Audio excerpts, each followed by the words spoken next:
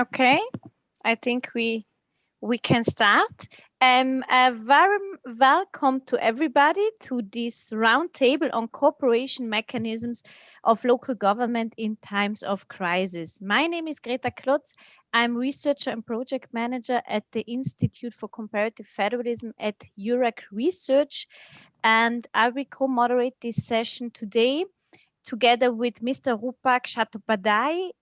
He's the president and CEO of the Forum of Federations. So this roundtable is a public event organized within our annual Winter School on Federalism and Governance.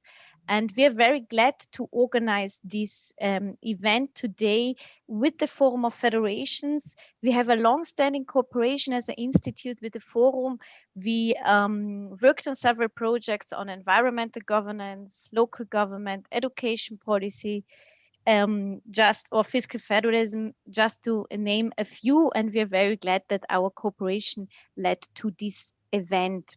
So let me welcome also our three speakers who will be introduced in a minute by Rupak. And a warm welcome, of course, to our Winter School participants of the 2021 edition who are with us in this webinar. And I would like to welcome also former Winter School participants. I see here some names, and we are very glad that you joined us as well. And as the event is live streamed on our Facebook and YouTube channels, I would like to welcome, of course, everybody who is listening to us. So just allow me to say one sentence to the Winter School. Our Winter School is an annual training program jointly organized by Eurac Research in Northern Italy and the University of Innsbruck in Austria.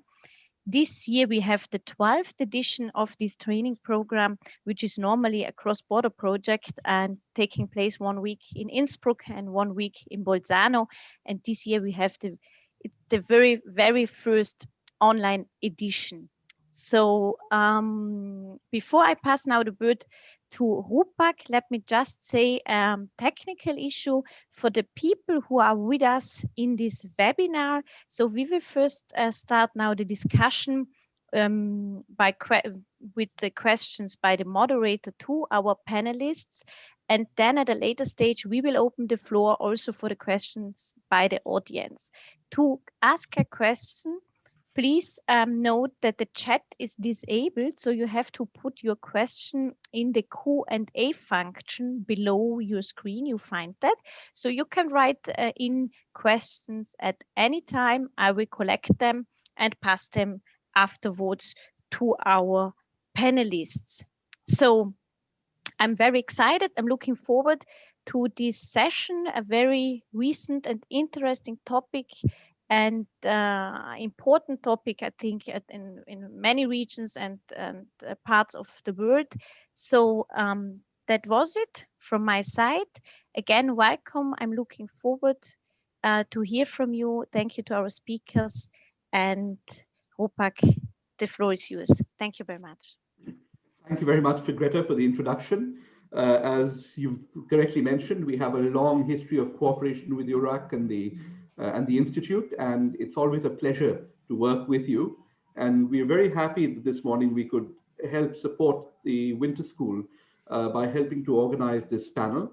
I'm very privileged to say that that we have wonderful panelists, people I've known and worked with for more than a decade. Some very, people I've worked with very closely over the years. So let me start by introducing briefly the panelists who will be speaking today. The first person who will be speaking this morning is Dr. Enid who is the director for the Institute of Municipal Finance and Governance at the Monk School from the University of Toronto. She's one of the world's leading experts on municipal finance and governance, and somebody I've worked with very, very closely and have had the privilege to be associated with as co-editor for 2 volumes. Enid, I look forward to your presentation this morning, and I'm sure the panel will be very, very pleased with what you have to say. The second speaker this morning will be Dr. Georg Milbradt, who is technically my boss as the chairman of the Forum of Federations Board of Directors. but also somebody who straddles the world of academia as well as practice. He is a former minister president of the German state of Saxony, as well as a professor at the University of Dresden. He also has had the privilege of working at all three layers, all three levels of government, being a member of the Bundesrat, the federal level, of course, minister president and finance minister at the state level, and previously, before coming to Saxony, he was with the city of Münster. So again, a very, very broad background of experience. The third speaker this morning from South Africa is Jaap de Visser, who is the director of the Dullah Omar Institute for Constitutional Law, Governance and Human Rights at the University of Western Cape. Jaap is also somebody we've worked with at the forum, and I personally, over the years, very, very closely in a range of on a range of topics, federalism, local government, and in a range of countries across Africa and other post-conflict countries such as the Philippines. Again, Jaap is one of the leading comparative experts on federalism and devolution in Africa. So it really is a privilege to have this global panel this morning. The way it's set up, I will first turn to the panelists to make presentations, about 5 to 7 minutes each. And then once they've completed, each one has completed their presentations, we can go into a panel discussion.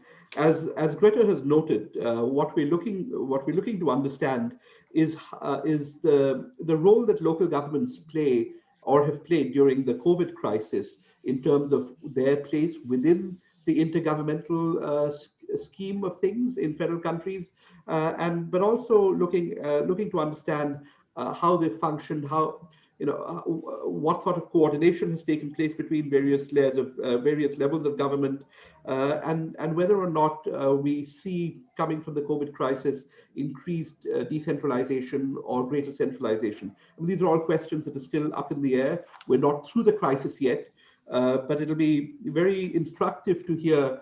And I'm sure the participants of the winter school will learn a lot from listening to the panelists and learn a lot from the reflections that they have on how far we've come so far. Before I call on the panelists to make their presentation, I just want to acknowledge that I'm here this morning replacing my colleague Felix Knupling, our Vice President of Programs. Felix has worked with Greta and her colleagues to set this up. So there is, I have no credit at all in pulling this together.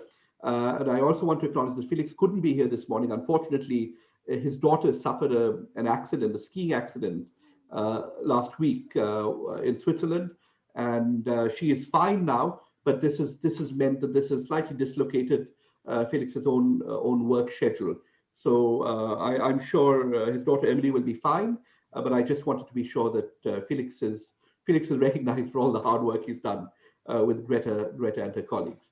So I will turn now to Enid and invite Enid to make the first presentation on Canada. Great. Well, thank you very much, Rupak, and thank you, Greta. I'm delighted to be here. Of course, here is in my home in Toronto, but I'm delighted to be with you all. And I must say, I did sit in on one of the lectures last week of the winter school and was very impressed, not only with the presenter, but with the participants. It seems like you're a great group, and I'm sorry I can't meet you in person. So I've been asked to say a few things about the role of local governments in Canada in the context of this pandemic. And let me just give you a little bit of context first about Canada. Canada is a federal country, as you all know that, with a population of about 38 million, almost 38 million. We have 10 provinces and 3 territories and about 3,750 local governments. Under the Canadian Constitution, the division of powers is set out between the federal government and the provinces, and local institutions are just listed as one of the responsibilities of the provinces. And I know when Jaap talks about South Africa, he will say something different about local governments and constitutions. The other thing you should know is that Canada is one of the most decentralized countries in the world. So if we look at subnational expenditures relative to total or relative to GDP, if we look at subnational taxes relative to total taxes or GDP, Canada is at the high end of the spectrum. What that means in reality in the context of COVID is that the provinces are responsible for a lot of the response to COVID, because provinces are responsible for healthcare, education, public safety, social services, long-term care. These are all provincial responsibilities. And so the provinces have been the ones that have invoked emergency powers, but they've taken different approaches to lockdowns in each province. But they have, closed schools, shut down bars and restaurants, closed retail stores, closed gyms, hairdressing salons, all of these things. But they've all done it a little bit differently. And as we were talking about before, even within a province, different regions have had different lockdowns imposed by provincial governments. So where are local governments in all of this? Well, they've been pretty critical to the response to COVID-19 because they provide essential services to ensure the health and safety of individuals. And they are going to be key players in the economic recovery, because when we talk about the recovery, we talk about building infrastructure, and a lot of the infrastructure, I would say about 60% of public infrastructure in Canada is owned by local governments. So they are pretty important. Well, what have we seen local governments do? Well, they've enforced social distancing and stay-at-home measures. They've had to impose passenger limits on transit. They've had to find additional spaces for the homeless population, in part by repurposing their own facilities or leasing private hotels. They've had to find childcare spaces for first responders. They've had to undertake much more cleaning of their municipal facilities, provide personal protective equipment, PPEs for staff. They've had to address the IT concerns so that people, municipal employees could work from home. These are the kinds of things they've been doing. They've also provided tax relief. The main source of revenue to local governments in Canada is the property tax, and they've allowed people to defer their taxes for 60 days or 90 days, to avoid hardship. Many have also declared a state of emergency, which gives them some additional powers to take action on public health and security. So that's what local governments have been doing.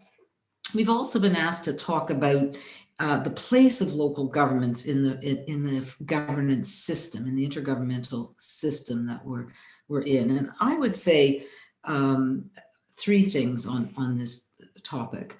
The first is there's been increased recognition across the country of the importance of local government, in part because local governments have been very much involved in addressing the problems from the pandemic, as I've discussed some of the things they've been doing, but also because they don't have the resources to do it.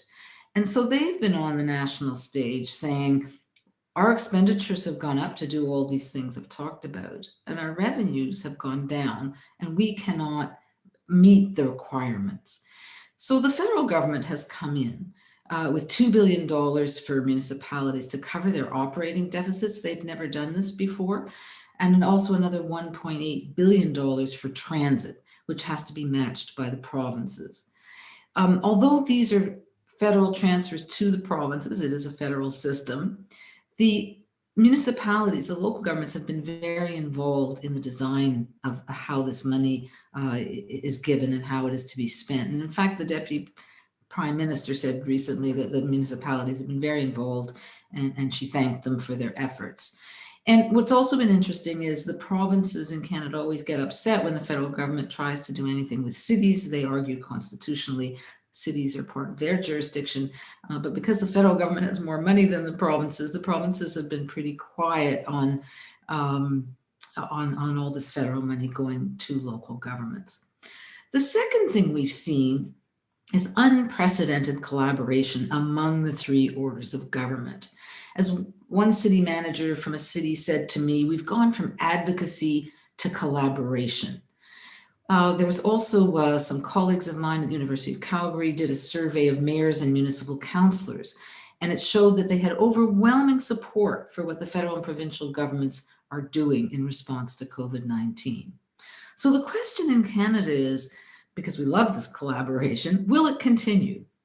How do we formalize these trilateral relations? How do we ensure that local governments have a seat at the federal provincial table for those issues that affect them, things like immigration, infrastructure, and public health? So we've seen increased recognition because of what local governments are doing and the lack of funds they have. We've seen unprecedented collaboration. And the third thing we've seen is regional collaboration. So within the Toronto area, there are many municipalities around Toronto. We call it the Greater Toronto and Hamilton area. And the city managers in those municipalities have been working together on the response to COVID-19, but also more broadly dealing with transportation issues that cross municipal boundaries. So we've seen collaboration among orders of government, but we've also seen horizontal collaboration among government, municipalities and local governments. So I will stop there, and there's lots more we can talk about, but I'll pass it back. Thank you. Thank you very much, Enid, for your presentation. I'm now going to turn to Dr. Milbratt and ask him to, sorry, I have a message here from panelists. Oh, sorry, never mind. I'm going to invite Dr. Milbratt to make his presentation on Germany. Well, thank you very much, Rupak. I try to switch in my... Georg, your camera is off, I think. Yes. Do you see my presentation now? Yes, yes, we see it now. Okay, then I will, sorry. I will start with the administrative structure in Germany. It has some similarities to Canada. And 16 states, 13 are states which have municipalities. We call them area states.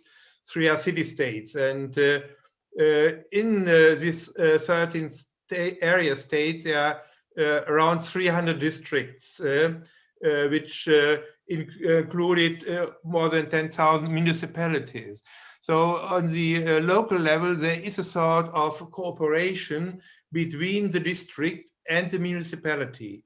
The districts are some sort of association of municipalities. They are financed primarily by levies on the income, the revenue of taxes of municipalities. So they get their money from the municipalities, and the districts are responsible for the more specialized services, where the basic services are on the municipal level. But the municipalities can transfer some services if it's more effective to the district. So some districts have more responsibilities, some have less responsibilities. So it's up to the municipalities how they organize their cooperation concerning public transport, health system, and so on. Besides this 300 districts, we have around 100 big cities which have district functions. So they are not included in districts. They fulfill the duties of districts as well as of municipalities. So altogether on the district level, we have 400 units, and these units are primarily responsible for the fight against Corona.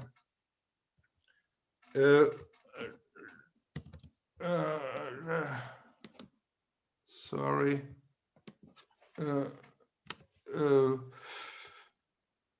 To give you some relations, here are the share of the public employees. You see more than half is employed by the states especially because they are responsible for education, universities, and police. 1/3 around is employed by the municipalities and districts, and less than 1/6 is employed by the federation. That gives you an idea that concerning services to the people, the federation does not play an important role. So we have a difference in organizing our tasks. You can say primarily the federation is responsible for legislation, but not for administration, whereas the states are responsible for administration, and they are delegating some of their tasks to the municipal level. As I said, the federation has the priority concerning legislation. I would say up to 80% of all the tasks regulated by laws are regulated by federal laws. But federal laws are executed by the states in their own right. That does mean only very light supervision, and they are responsible how to organize the execution of federal duties, which are a part of them, and they execute their own state laws as well as federal laws, and sometimes by specialized state agency, but mostly by delegating them to the municipal level, including the districts, and concerning infection protection, the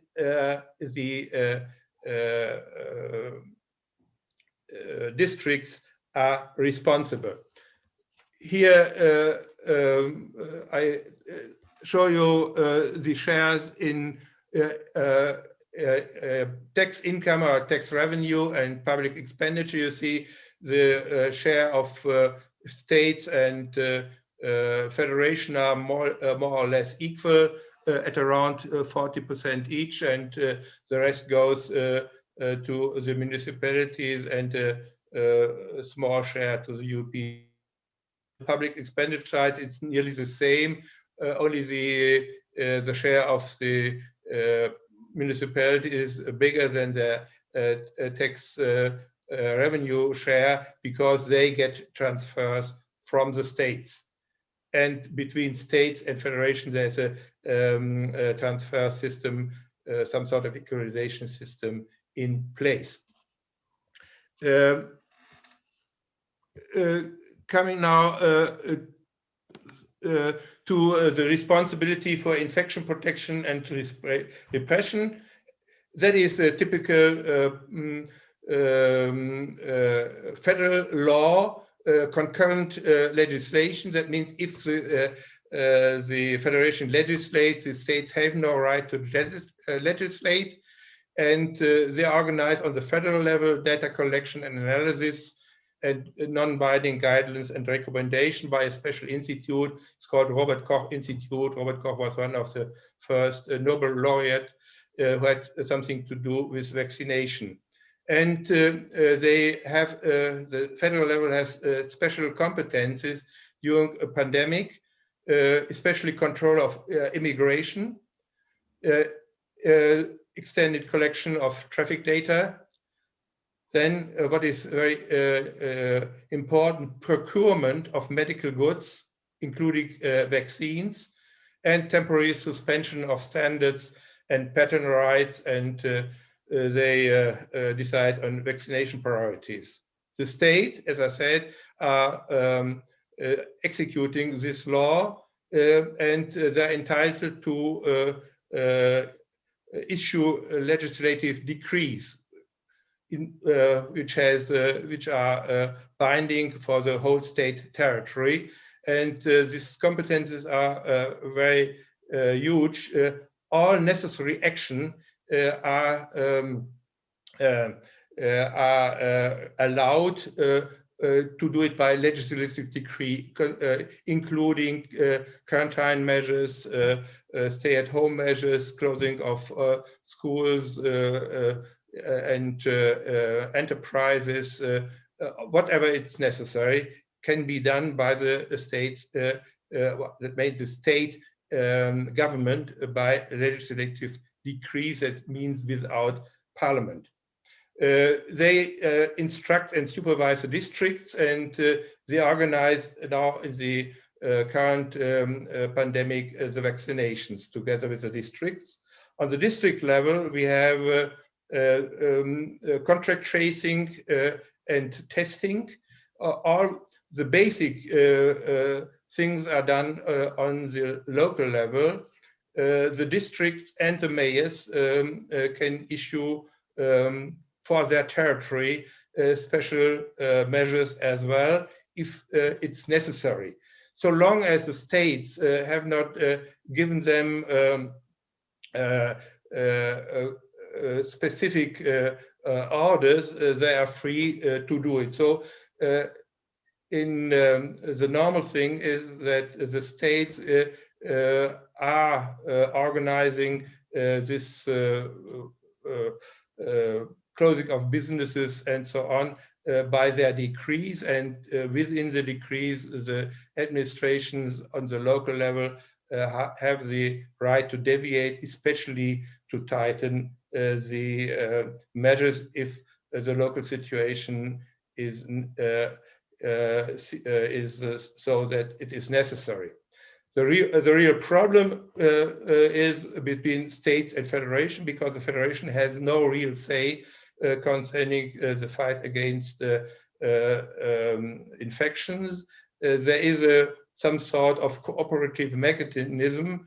The federal chancellor, together with the heads of the states, the prime ministers of the states, are forming some sort of conference which organizing the nationwide fight against COVID. But these conferences are outside the constitution. They are only consultative and cooperative instruments. So if a state is not willing to execute the common decisions, he can do it, no problem, because it's only cooperation, non-binding decisions on the federal level. So that is the main instruments we have: intergovernmental relation and coordination. So here are the most important organs on the federal level. That is in the constitution. We have the Federal Council, which is included in federal legislation. So the states have a say in federal laws because they have to pay for the laws, and therefore they have, in some cases, 50% of the cases can block federal legislations. Then the Conference of State Ministers and federal councils, as I said, and on the same with the same format, we have sectorial conferences for health, education, finance, and interior, including police. So that is the set up in Germany for fighting the COVID pandemic. Thank you very much.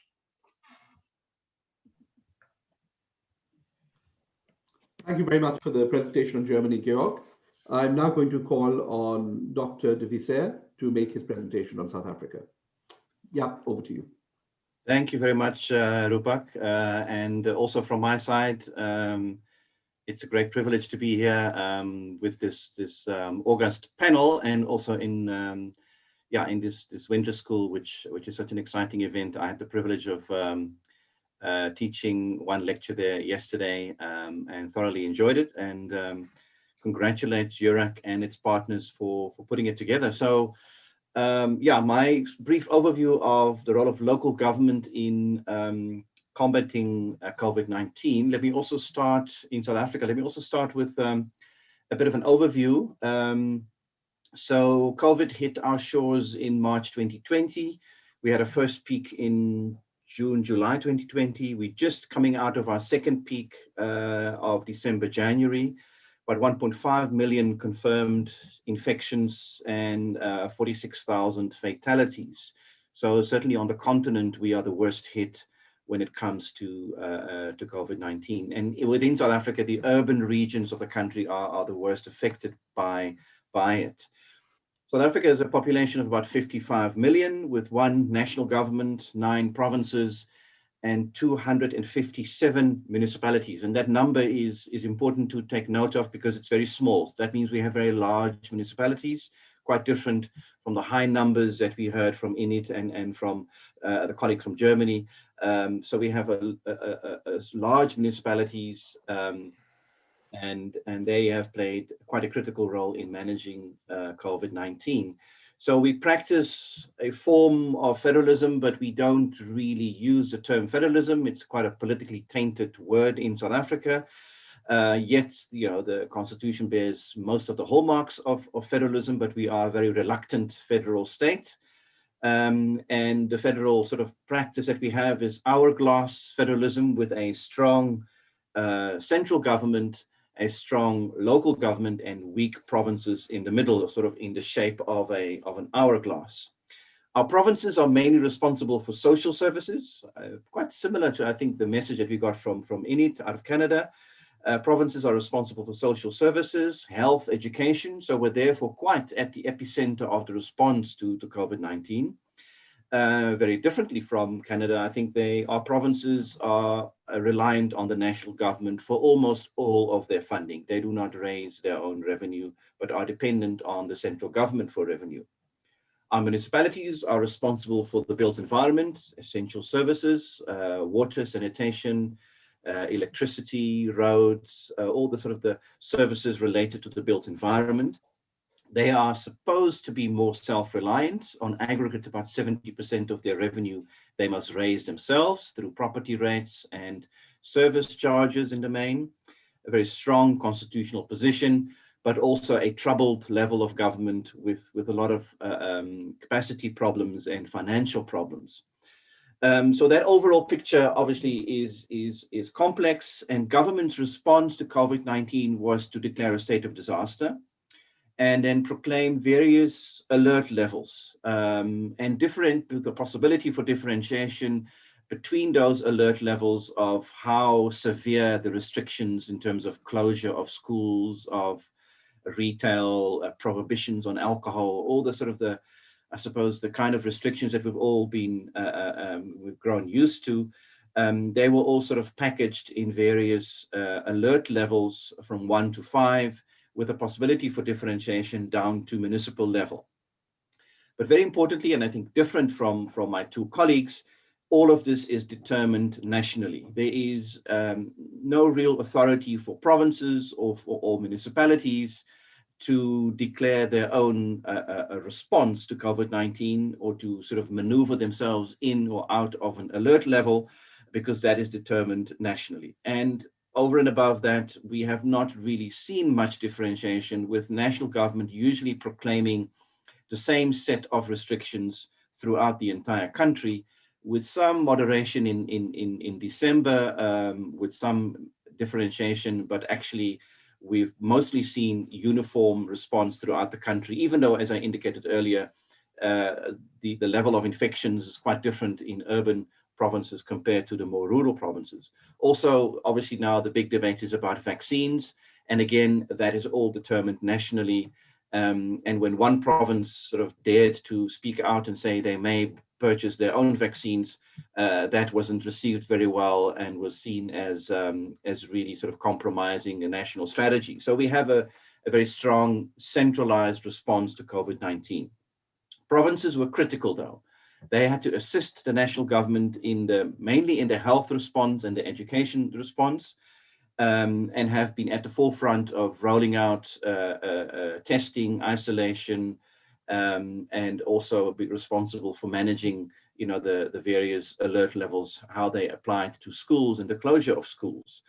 This has also shown up the weaknesses in the provincial system, with some provinces really struggling to provide quality responses. And we also then saw, for example, in one of our provinces, the Eastern Cape, this province, a poor record of administration and governance with a deep history in former Bantustans and homelands, and has a history of difficulties in governance, and also showed up to have a poor response to COVID-19, and also was one of the epicenters of mainly the second wave.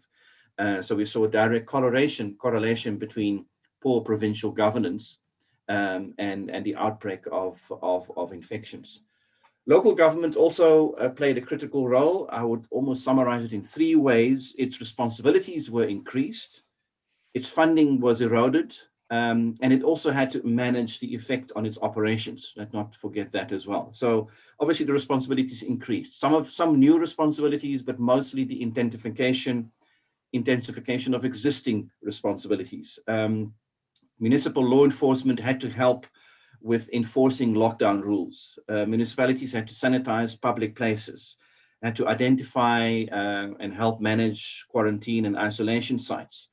Also had to provide more services than they would normally do. For example, free water. We have a lot of areas in the country still that are water stressed, where communities do not have access to regular, clean, potable water. And of course, this became very critical to fix this in the wake of COVID-19 and the need to sanitize. So local government was quite involved in providing even more free water than they already do. For example, 19,000 water tanks were deployed in water-stressed areas by the national government, which municipalities had to fill with water for free consumption. And they had to also provide shelter, food relief, and of course, very sadly, the expansion of capacity of burial sites. So a lot of responsibilities increased and intensified. And at the same time, very comparable to what my colleagues referred to, the funding eroded. And the impact of that was immediate. Because of the self-sustainability of municipalities, at least in theory, they are reliant on consumers to pay for services and for property owners to pay for their property taxes. The impact of a drop in payment rates was immediate. Also, municipalities were more reluctant than usual to enforce payments, because how are you going to disconnect electricity from an indigent household during a hard lockdown? That's simply, you can't do that. So they also lost leverage that they normally have. So quite a drastic drop in payment levels. National government came to the party with support. They promised 20 billion rand, which is about $1.5 billion US in support, even though some of it was a bit hidden in repurposing conditional grants that were already committed. Nevertheless, some support from national government, but our national government is also financially stressed. We are in a recession even before COVID-19. With the national fiscus severely under stress because of the economic situation, but also because of large-scale looting and corruption. So that hasn't helped the government's ability to extend support also to municipalities. And municipalities have to manage the effect on their operations, keep basic services going whilst staff are being affected, have to go in isolation, some staff members sadly passing away. Of course, all the usual things also that we experience in the workplace had a very sort of severe effect on basic services to be provided by municipalities. The impact of all of this on the status of local government is an interesting question. I wouldn't say that local government that its status has been enhanced, or that local government has become more visible or more appreciated or has assumed a greater role than before COVID-19, because local government was not really at the epicenter of the response. We've spoken a lot about provinces and about the health response and the vaccines and the testing, and that was mainly a national provincial issue. Municipalities operating slightly under the radar, so they haven't assumed a sort of a greater status. I think a big question is going to be coming out of this crisis, whether local governments will play a positive role in reigniting the economy, because the national government doesn't have money. and a lot of, I think, innovation and entrepreneurial projects will have to be ignited and facilitated at local government level, the local economic development projects, to help the country emerge out of this crisis. Last point I want to make is that we did see, again, similar to what Enid spoke about, sort of the intergovernmental relations intensified. One colleague of mine said that we're seeing intergovernmental relations on steroids now because of COVID-19. Very intense cooperation between the three levels of government, which also brought local government into a lot of discussions with provinces and in a limited way with national government. The national government established sort of an architecture of what they call coronavirus command councils. Here in South Africa, we like to use the war room terminology. So these were command councils where at national, provincial, and local level, various stakeholders within the intergovernmental system came together to discuss the responses, very active at bureaucratic level, very intense weekly, monthly meetings, obviously coming together with, discovering the online meeting concept, which, we were all sort of taken by surprise by this, and suddenly it exploded and opened up a lot of room and possibilities for active engagement. But the National Coronavirus Council was controversial because it completely eclipsed the dedicated disaster management intergovernmental structures. And it was really a command council because it did not involve local government and really was a national government structure with limited provincial input. So there is some controversy around the role of that National Coronavirus Command Council. But quite importantly, the president also convenes regularly a presidential coordinating council, which brings together the 9 premiers of the 9 provinces with the selection of the national cabinet to discuss intergovernmental relations, and also with 1 representative from local government. That was usually a bit of a sleepy meeting that you didn't hear much about, and it would meet maybe once a quarter or once every 6 months. And under Corona, it suddenly met every week, and it really was put on steroids. And I think that's a positive feature, that we're seeing much more engagement between national and provincial governments. It's a bit uncertain whether there was really a lot of room for provincial input and negotiations and bargaining, or whether it was a platform to whip the provinces into line. I think more research is needed on that to get clarity on that. And in terms of the local government involvement in that, it's the usual weakness in South Africa is that we are a bit awkward about our cities. We have 8 metropolitan municipalities. Institutionally, they sit under provinces. But of course, they ought to be playing in the major league, in the big league, because they are the powerhouses of our economy and where the major challenges are. Yet the assumption is that our metropolitan cities engage with provinces and not with the national government. And this also was exposed in the intergovernmental relations around Corona, where we were not quite sure where our cities were featuring. Did they have a seat at the national table where the real decisions were taken? Were they part of the PCC, or were they supposed to channel their inputs through the one single local government representative at national government level? That is as usual in South Africa, always a bit awkward and uncertain. And at some point we saw that Parliament summoned the 8 metro mayors directly to Parliament to come and talk and update the national Parliament on the city responses to COVID-19. And that, I think, for us sort of IGR watchers, was a sign that Parliament was saying we can't rely on cities to relate to provinces and be part of this convoluted intergovernmental architecture. We need to hear from them directly as a national Parliament. And I think this is something that's going to be continuing discussion coming out of this crisis, how we change our intergovernmental relations system to really once and for all properly acknowledge and give a proper place to our cities, which have been bearing the brunt of the COVID-19 issues and impact, and also were at the forefront of addressing it. So those are just a few remarks from my side, Rupak, and I look forward to engaging with Professor Milbradt and Enid and the audience on all of this. Thank you very much. Yep, thank you very much for a very comprehensive presentation. I'm going to ask Enid, Georg, and Greta to switch their cameras, microphones on. Thank you, everyone. Georg, your cameras, okay, we have you back now. Thank you very much for all your presentations. I think from the perspective of the Winter School, we've got a very nice range of cases from Canada, dualist federation, very highly decentralized, very strong subnational governments, with Germany somewhere in the middle, integrated federation, to South Africa, sort of a southern federation, from a federation from the global south, doesn't even use the phrase federalism in the constitution or in any official documentation, and also very highly centralized.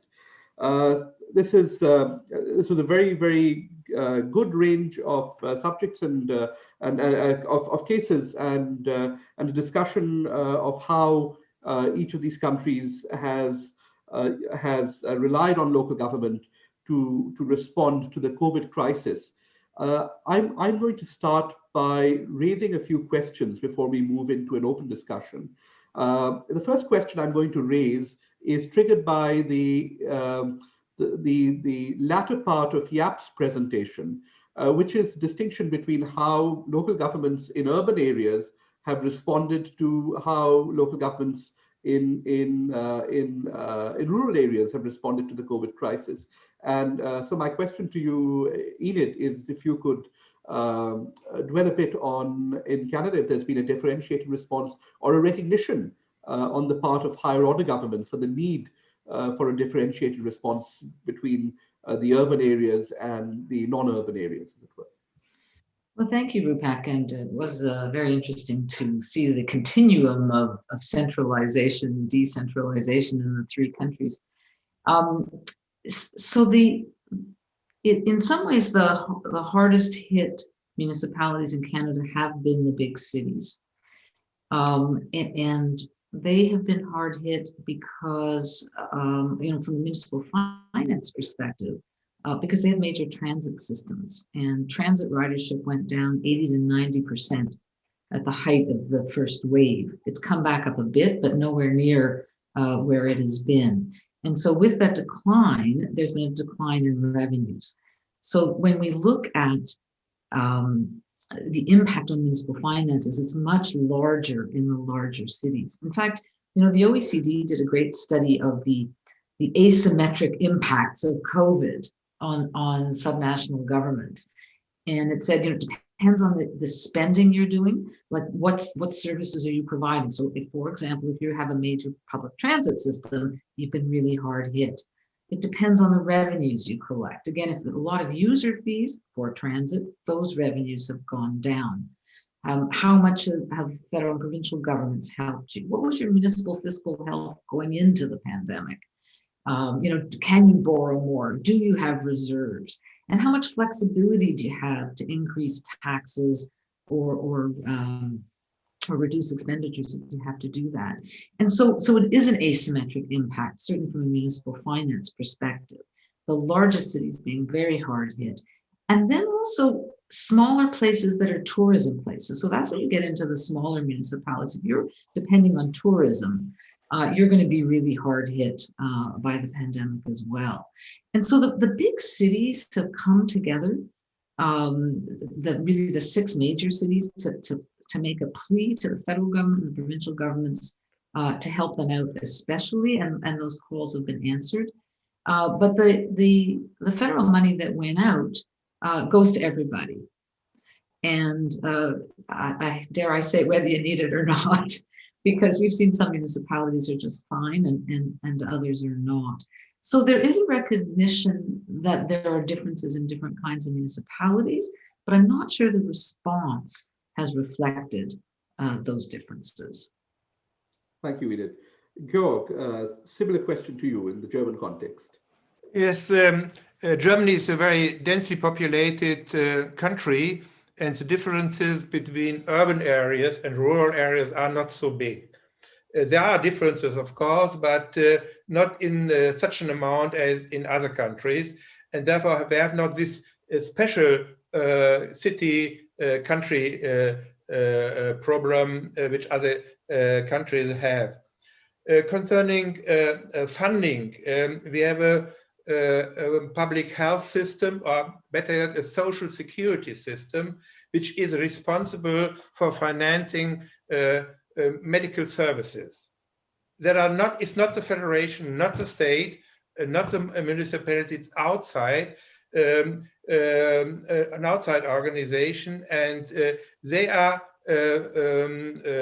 paying to the doctors, family doctors and practitioners, and to hospitals according to services. So it's up to the social security organization or social security organization to give enough money for the services. So a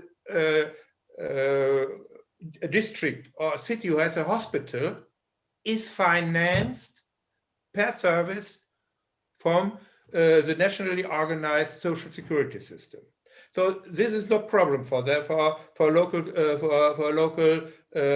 units because they are paid, and they are not only hospitals owned by districts or by municipalities. There are hospitals owned by the church, hospitals owned by a charitable institution, and even business companies. Because the money comes from this social security system, you have to look at the social security system. The social security system is financed by levies on wages paid by the employees and the employer. Because our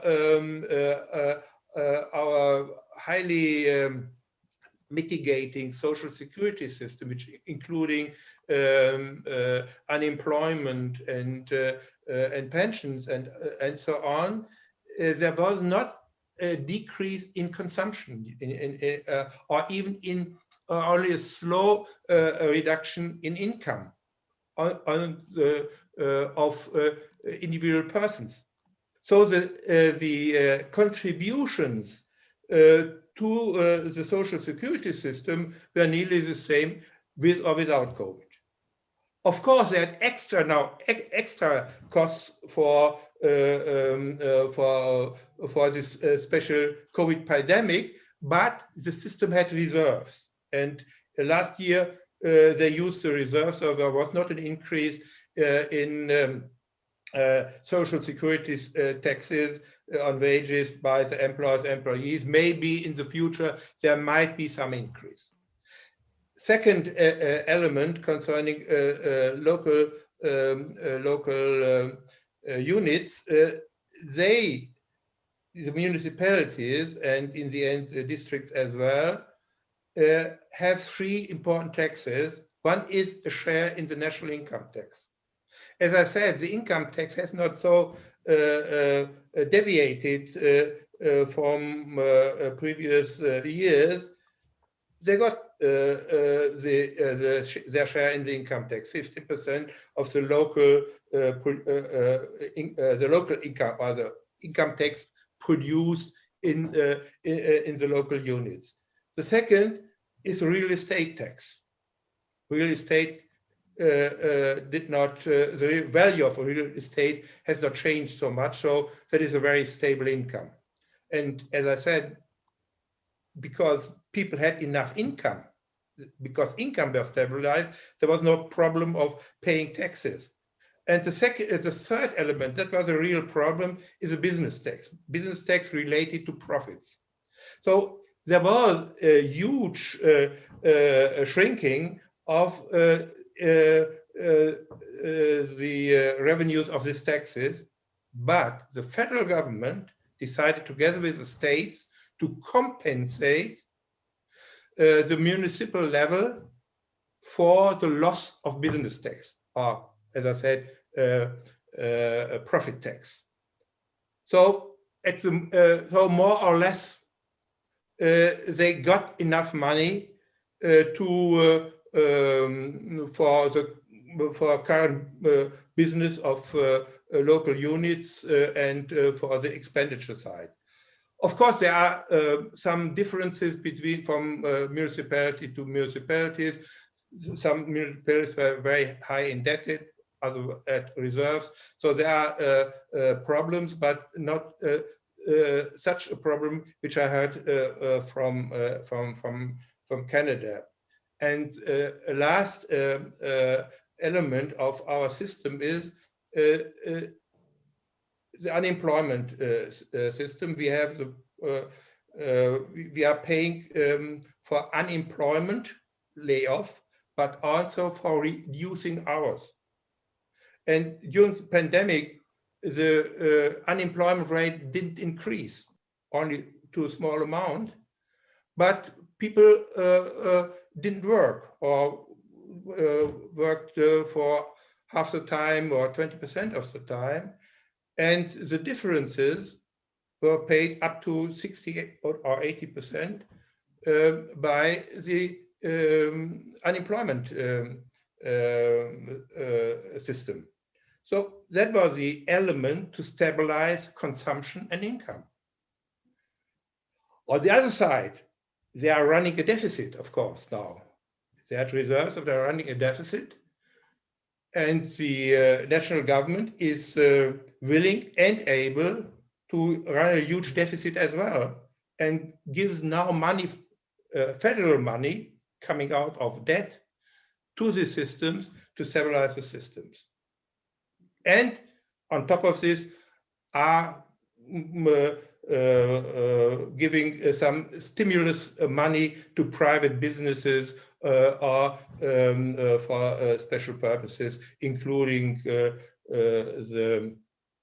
procurement of vaccines, PPP, and so on. So that is our system, which is, as I said, relatively balanced between the different level of governments. And because of the possibility to raise debt, it was not a problem up to now. Maybe if there would be a pandemic for the next 5 years or so, we would run into problems. Our real problem is outside our country. We are not isolated. We are within Europe, with European neighbors, in a very different situation, and the coordination of Europe is our real problem in fighting the pandemic. So it's interesting. I mean, being in Europe, of course, you have that additional element of a supranational entity and what that means for more added complexity in intergovernmental relations. Yes, and that is different to your countries. We have open borders. Yes, well, that's a separate discussion. I mean, we had open borders too, and that's a problem, but that's outside the scope of this. Yes, that is our real problem when you are in the center of a continent. You have in Canada only one big neighbor, so it's not a real problem. Of course, you have problems, but not a real problem. That's an offline discussion. They're getting better. Well, Jaap, to you. Of course, South Africa, as you mentioned, is sort of a classic case of sort of the hourglass model of federalism. But given the outsized role played by the provincial governments in tackling particularly the clinical aspects of the pandemic, is there recognition on the part of the national government that as part of any resilience measures for the future, provincial governments need to be strengthened, both in terms of administrative capacity, but also in fiscal terms? I do think there's a renewed, let's say, realization of the importance of provinces. We have been debating provinces since we started having them, and there's always sort of political debates about should we abolish provinces, and these are always very emotive discussions. And and I think what this crisis has taught us is we cannot do it without provinces. Obviously the big question is how do you configure them? What are their boundaries? And could you depoliticize provinces and really move away from a federal system to much more deconcentrated system? But I think those are sort of very long-term debates that are a little bit also the waste of energy, I think. And I think what this crisis has taught us is that we need to properly fund provinces, and they can be the star of a response to the crisis, but they can also be the Achilles heel. And we had certainly at least one province in the Eastern Cape that proved to be a real Achilles heel, and actually perhaps even the poor governance in that province resulted in a new infection. And there's one sort of famous a meeting that was online, you know, where the national minister was meeting with the representatives of that particular province, and you could see the tension coming out of that meeting, despite the fact that it was one of those clinical Zoom meetings that we're also having. You can see the tension of a national minister being really agitated with this province not pulling its weight, not providing, for example, good statistics, not responding adequately. And that was, you know, 2 months before, in fact, in that province, the second wave started. Maybe it could have started in any other province, I don't know, but I think it was something that we all sort of watched, this province being the Achilles heel of the response. Thank you, Jaap. The next question I'd like you to address is the whole issue. I mean, we know, and certainly in the case of Canada, that there was a lot of, particularly in the Greater Toronto region, a lot of horizontal cooperation across municipalities. But could you, Enid, and this is the same question to all panelists, starting with Enid, address the issue of cross-provincial cooperation between municipalities? How much of this did we see? Were there any direct relationships between municipalities that were that sat on provincial boundaries? Well, yes, there was, and there is ongoing discussion. So the city managers of the 6 largest municipalities in Canada, Vancouver, Calgary, Edmonton, Toronto, Ottawa, Montreal, at the beginning of the pandemic, were meeting virtually every week to talk about the problems, to share data, which, you know, the data in this country is not as good as it could be across the country for municipal finance issues, for example. And so they were sharing data on the impact, sharing data on the response. And then they were coming together to lobby the federal government to say, we are the large cities, we're seeing millions, and in the case of Toronto, over $1 billion in operating deficits as a result of the pandemic. And so they went together, across, you know, municipalities across the country to the federal government for help. So there were 2 parts to it. One was sharing information and coming up with strategies, and then the other was trying to go to the federal government, and they were heard. You know, I mean, they were heard. And I guess the big question going forward is, does it stop when the pandemic ends, or is this a model that we need to formalize in some sense? This was very informal. You know, they were meeting once a week. I think they now meet once a month. You know, is this something we should be doing? Because so much of what the federal government does affects municipalities. You know, immigration affects municipalities, public health measures, infrastructure, all of these things affect municipalities. And yet there's a federal provincial table and municipalities aren't at that table. And so can we turn this kind of positive experience into something more formal going forward? And that's what we were talking about in this country. Thank you, Enid. Georg. We have a long history of intermunicipal cooperation.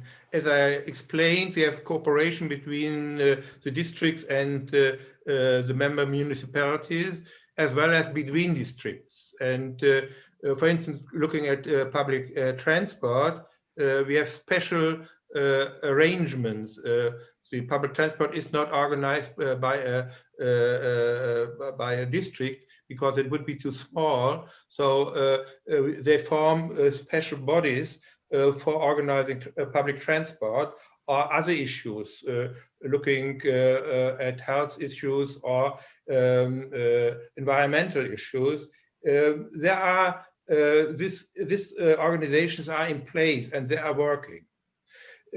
Concerning the COVID crisis, we had a special problem that was contact tracing. Contact tracing within a district, no problem, because the district was responsible, but contact tracing over the border of the district. So we need contacts and information and data from one district to the other. And in the time of digitalization, we need the same programs, contact tracing programs, and they hadn't. So they used fax instead of it. So now they are organizing a common data pool, first on the state level and then, of course, on the federal level as well, so that we have an integrated data system, which we hadn't. And therefore, to trace cases was very time-consuming and in the end worthless. If you knew the contacts after 5 or 6 days after the first patient was tested positive, then it's too late to react. And there is a real problem, or there was and is still now a real problem in our system. Coming to the data collection, we have a special program in Germany, not on the provincial level, not on or state level, not on the local level, and not on the federal level, but in Germany as a whole. We have our privacy laws, very strict privacy laws. And to fight the pandemic, you need to get access to private data. And that's not so easy in our country. So in the end, we had to balance our privacy laws and the protection of privacy on the one hand side, and fighting the pandemic, for instance, with quarantine measures or stay-at-home measures, or even in the end, more fatal outcomes of the COVID crisis. So there's a discussion now: have we to reduce our standard of privacy laws to soften our restrictions, and in the end have a lower death rate as today? I'm very favorable in reducing our privacy laws, and Asian countries, especially with tracing apps, were very successful to detect the relevant cases and to quarantine them individually, and therefore reducing the overall restrictions we have imposed. But nevertheless, this fight is not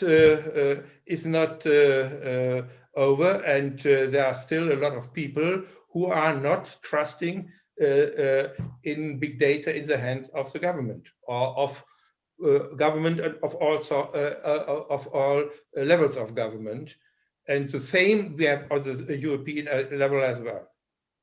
So I think our attitudes to our privacy is the first thing you have to change when we learn the lessons out of COVID. Well, I mean, the paradox of this, of course, I mean, again, outside the scope of this discussion, is people willingly give their private data to social media sites and the private sector, but then don't want to give it to the public sector. And I mean, that alone merits another discussion on this. But no, thank you, Georg, for that. I think that's a very, very important issue, and I'll touch on that briefly in a follow-up question. Yeah, Jaap, if you don't mind addressing this question of sort of trans-provincial municipal cooperation, and I'll follow up with a digitalization question. Sure. Let me be brief on this one, because I think it's my impression that horizontal collaboration is a little bit underdeveloped in South Africa, particularly across provincial boundaries. We see very strong horizontal collaboration amongst municipalities within districts, and often also mediated and or sort of organized by the district. So we have 2 tiers of local government, and the upper tier is supposed to coordinate and bring together the lower tier. And that is intensified during Corona, with really also the same story of suddenly, you know, the representatives meeting weekly and having, you know, very intense discussions, particularly at bureaucratic level. I think that is really intensified. But again, within districts, I think across provinces and even within metropolitan municipalities, between the cities and the surrounding urban areas, I think the horizontal collaboration is still underdeveloped, and I think something we need to really work on. So yeah, I think that's something where we can still learn a lot from countries such as Germany that have that long history of horizontal collaboration. There's a lot more to say, but I think let me hand back to you so we can go to the next topic. Sure. If I could just jump in, because your question was really cross-provincial, and Jaap and Georg have talked about intra-provincial. So I would like to add that you know, certainly in the Toronto area, we have been talking about regional government and regional cooperation and different models. I mean, Rupak, you and I co-edited a book on this topic, in looking at different countries. And, you know, for various reasons, it hasn't happened. You know, we had Toronto, the city of Toronto, and 6 municipalities. We amalgamated them into one city, which I always said was too big and too small.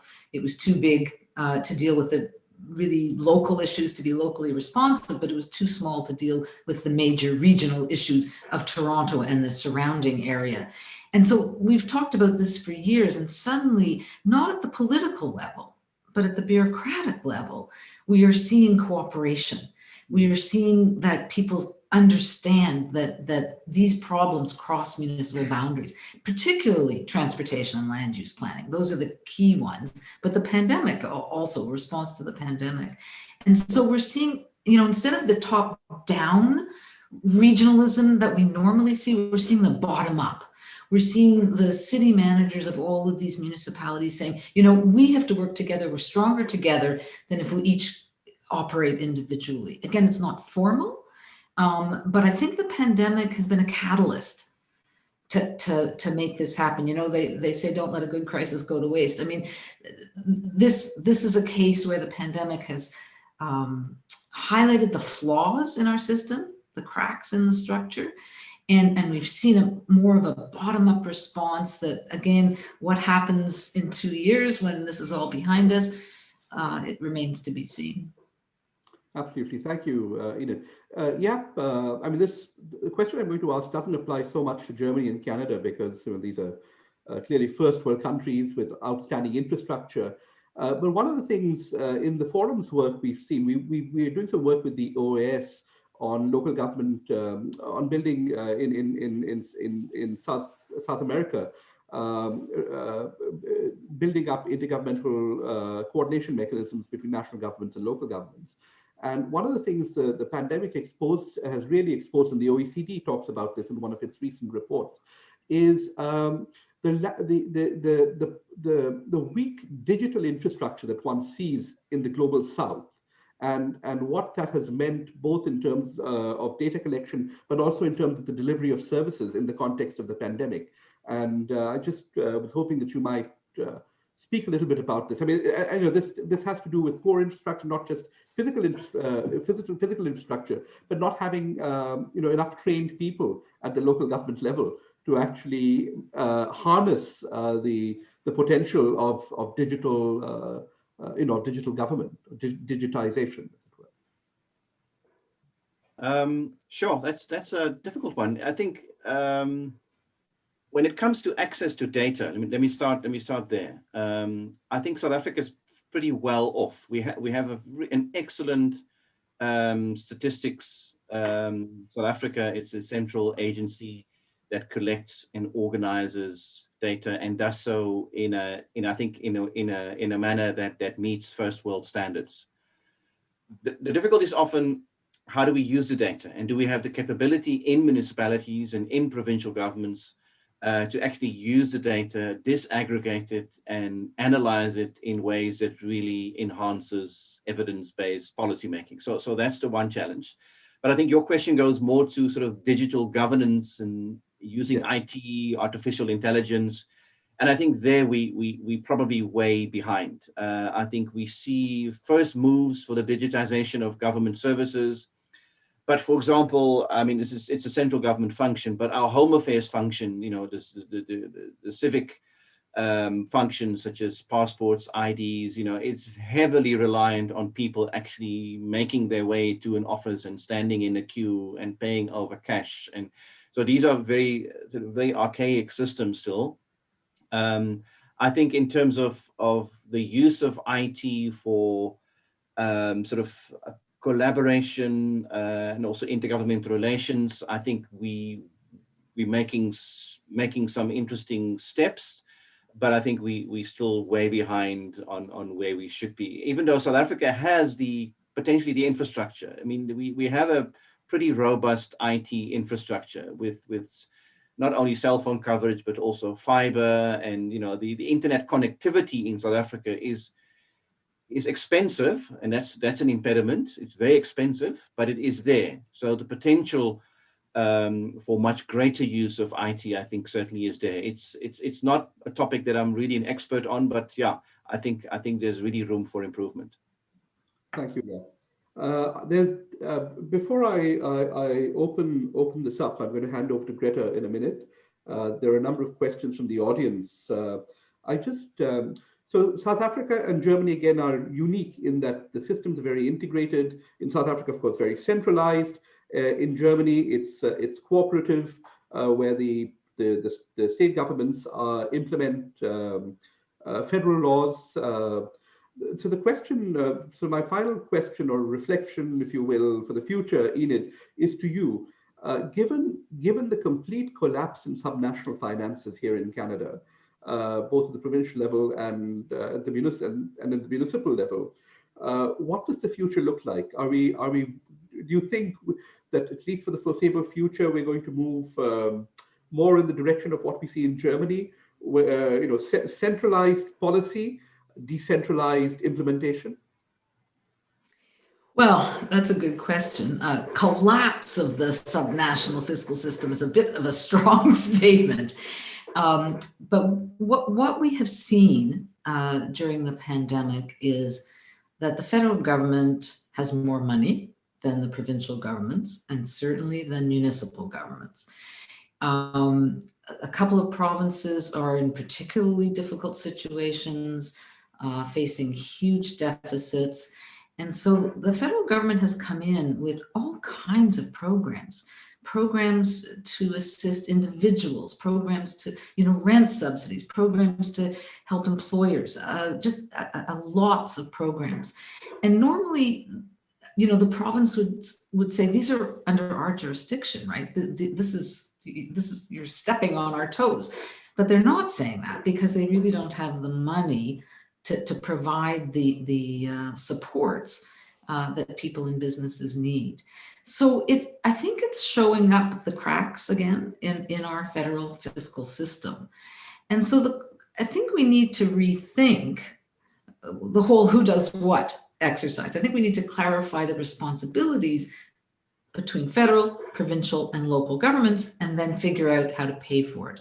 Because the federal government has the most money, but not the most responsibilities. And so I think I think what's going to happen is we're going to have to rethink what each level of government does, and whether we need to transfer resources, more resources to provinces and municipal governments. I mean, one of the issues in Canada, as you know, Rupak, has been long-term care. This is a provincial responsibility. Under the Canada Health Act, some funding goes to provinces for long-term care, but it's a provincial responsibility. And certainly in the province of Ontario, each municipality has to have at least one long-term care home. So all three governments are involved in this. And as you also know, it hasn't gone well. And Canada has not had a good record on COVID-19 and long-term care homes. And so people are saying we need national standards. We need more national funding. And so, you know, again, it's constitutionally, it's a provincial responsibility, but because it has not gone well and the provinces, you know, don't have the money, people are looking to the federal government. So should the federal government put more money into long-term care? Should they put in national standards? These are questions we have to ask, but we have to ask it for so many of the health, education, and social service responsibilities. Who should be doing it? And what's the best way to pay for it? And then when you take that down to the provincial local level, you have municipalities in Ontario paying for social housing, sharing the cost of social services with the provinces, sharing the cost of public health with the provinces, and the ratios of spending change. The province was covering 75% of the cost of public health. They want to go down to 50. Is it going to go back up to 75? Who should be doing it? Who really should take responsibility, and how do we pay for it? And I think that's something going forward in Canada we really have to think seriously about, because there is vertical fiscal imbalance, as we say in public finance literature, where the matching of expenditures and revenues at each level of government isn't happening the way it should. And so I think there's lots of work to be done after the pandemic. Thank you, Enid. I'm based on what you're saying, I'm tempted to ask one final question before I hand over to Greta. This directed at Georg. Clearly, of the three cases here, Germany's handling of the crisis has been exemplary. Not just between the three cases, but even globally. So, Georg, in light of what has transpired so far in the pandemic and the response of the various levels of government in Germany, do you think that the current system in Germany has the right responsibilities assigned at the correct level? Or this goes to the who does what question? Or do you think post-pandemic there needs to be some rejigging of responsibilities and moving of responsibilities between various levels of government? Yes, I agree that compared to our European neighbors, our results were satisfying. Not very, I would not say excellent, because we made a lot of mistakes, and we are making a lot of mistakes because our decentralized system, especially between the federation and the states, has some political problems. If it's not popular to close, for instance, businesses or close schools, but they say, well, we'll do it all together. But then you need unanimity. You only get this decision if every 16 prime minister agrees and the central government coordinates. And often we had the problem in the first wave that we closed a little bit too late, but that was not the real problem. The real problem came in the opening, during the opening time, because of pressure of businesses. Premiers undermined the common decision and said, well, we give you an exemption, we give you an exemption, we give you an exemption. So in the end, we open too early. And if one starts with opening, the next state has problems. And the same was on the municipal level as well. So far as they had competences, it was very difficult for a mayor to say, well, I close the schools, even if the neighbors are not closing the schools. Perhaps because our situation is not so good, is worse than the situation in the neighborhood. But it was the other way around. Sometimes those who had to close didn't close, and those who had satisfactory numbers were doing more than they had to. So that is one of the problems. So the responsibility within a cooperative system. The second is that the central government had some competencies which it needed For instance, it was in Germany not possible to close outside borders because of COVID. So we had to amend the Infection Protection Act. Second, procurement. Especially in the case of COVID, you need common procurement of vaccines, of PPP. Otherwise, it won't work. And you need, on top of this, strategy concerning pharmaceutical industry. We are inventing a lot of vaccines, but they are not produced in our country. They are produced in India or somewhere else. So this is a real need for Germany and for Europe as a whole to look at the whole system, not only to the hospitals or the doctors. The industrial infrastructure has to be adapted to the new situation. And the last comment I would like to make, one of our advantages is that we have transferred a lot of competencies concerning health services out of this structure, federation, states, municipalities, in an outside social security system. So looking at care facilities, we have a care insurance, a social care insurance financed by levies on wages. And this insurance pays for care facilities, for care cases. So we don't need municipalities to organize care hospitals or care facilities. The private sector will do it, because they are paid for caring for elderly or ill people. That is the difference in the Anglo-American system of public health and the more European continental, especially German system. You have all these problems because you have an integrated system of public health with the different layers of government. Our health system or social security system is outside. And I think, and especially concentrating on funding, not on providing. And I think this sort of system is, especially in the case of pandemic, more advantageous than this more integrated system we have in the Anglo-Saxon world. Thank you, Georg. So with this, I will hand the floor over to Greta, who is going to address, there are a number of questions in the question and answer box. So Greta will deal with the questions from the audience. Thank you, Greta.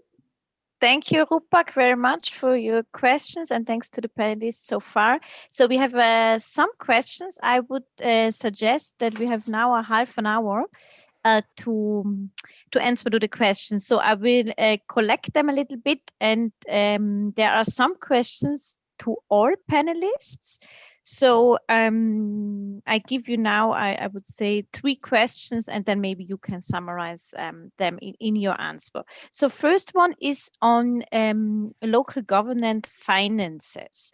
And Karl Kössler, a colleague of us from Eurac, he asks to stimulate grow economic recovery packages in many countries include counter-cyclical tax measures, so tax breaks, exemptions, rate reductions.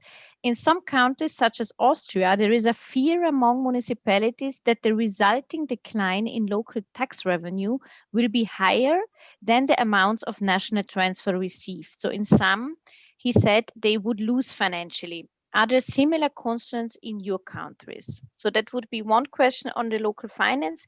Then we have an interesting question on conflicts between levels of government. And the former participant of our winter school from Brazil. He's asking, are there reports on conflicts between levels of governments regarding crisis management in Canada, Germany, and South Africa? So in Brazil, the president initially took a highly denialist approach and was openly against lockdowns. And that caused a lot of intergovernmental conflicts. So the Brazilian president eventually recognized the vaccination necessity, but the initial denialist approach significantly delayed the response to the crisis. So have you seen similar conflicts between levels of government in your countries? And then a third question for the first round would be from a winter school participant who asks on the preparation of municipalities. So he said, he's saying competences to the local authorities tackling emergency situations like health crises, like COVID-19, are allocated for a long time and not a sudden surprise. However, it seems most local authorities were not prepared properly. How good for South Africa, Canada, and Germany, how good were the local governments in these countries prepared with measure plans, or are we facing more outdated emergency plans within the local government bodies, or no preparation at all?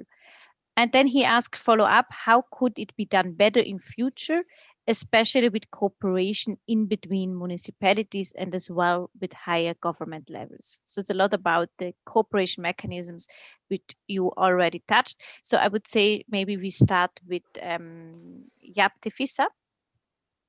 Thank you. Great, thank you, Greta, and thanks to those who asked the questions. Thank you very much. They're very good questions. The question on local government finances. This is the biggest concern, I think, also of municipalities in South Africa. Very few of them have given tax holidays and deferred, tax payments. Only a few of the more wealthier municipalities were able to give kind of tax exemptions, so they haven't done much of that. But there nevertheless has been a significant drop in collections.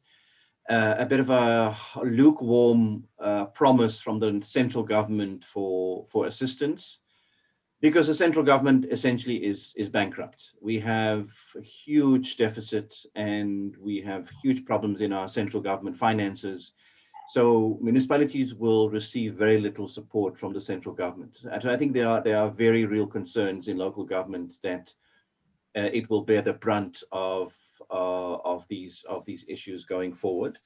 Again, there's lots more to say, but let me move on to the second topic in the interest of time. Conflicts, yes, we've had them, but we have not had any of the kind of denialist kind of conflict. We didn't have that. We have a very good, robust communication from the central government. Our Minister of Health is a medical doctor. He speaks very authoritatively on the issues, and the scientists are now rock stars in South Africa.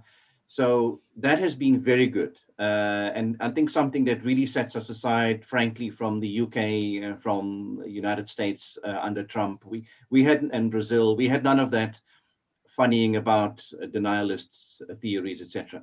We did have conflicts about the implementation of lockdowns, where one province, and it's always sort of the odd one out, the Western Cape, which is run by the opposition, would often push back against central government measures on lockdowns. For example, there was a conflict about the school closures. Again, these are promulgated nationally and decided nationally. There was at some point a date given for schools to resume. All provinces got ready for that. And then the Sunday evening before that was supposed to happen, national government changed its mind and in a press conference said, no, we're going to open 2 weeks later. One province said, no, we're going to open tomorrow. We are ready and we can do it, and you can't change the law with the press conference. So we had those kinds of intergovernmental skirmishes, which were not based on fundamental disagreements, but on the implementation of lockdowns. Interesting, on the vaccines, an entirely different issue. Again, one province saying, well, if you can't get your act together in the purchasing of vaccines nationally, we as a province are going to go out and buy our own. Raises fundamental issues around how do you do that as a province? Do you then compromise other provinces' abilities to have access to vaccines, given the pressure on supply? National government responded quite angrily and said, no, let's do this together. Let's do this nationally. We can't take on the pharmaceuticals, province by province. So it raises quite interesting questions about when is it sort of a healthy competition, and when does it really go outside of a reasonable response to the pandemic.